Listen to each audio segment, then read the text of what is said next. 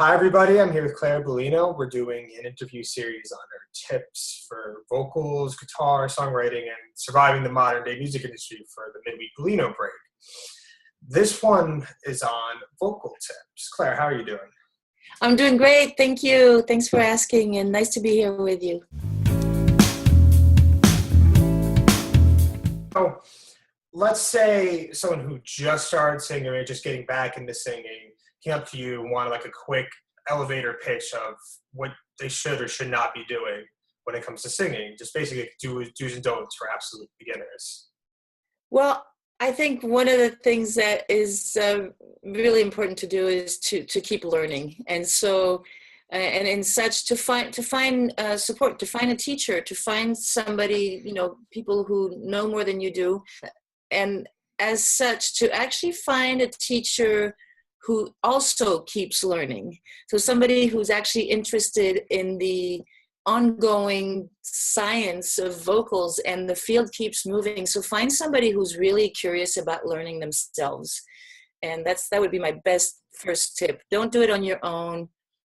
Learn. Just keep learning.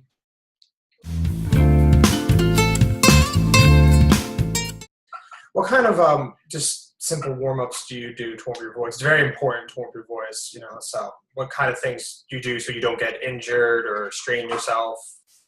The first thing I do is just to actually kind of assess where my voice is in terms of, being warm, and just warm up your voice gently. Get it into a place where it feels like your vocal cords, the mass of your vocal cords is coming together in a gentle, not pushed, not squeezed way, and in a way that doesn't put any pressure inside your throat.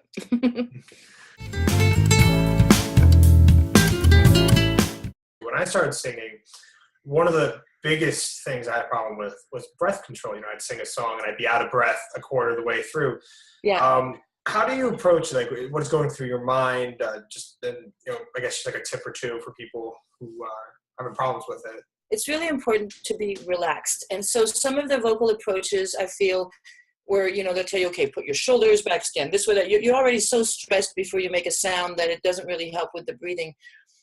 Basically, I now embrace the approach that letting your stomach relax allows the diaphragm to descend, which allows your lungs and your rib cage to expand and to bring in air.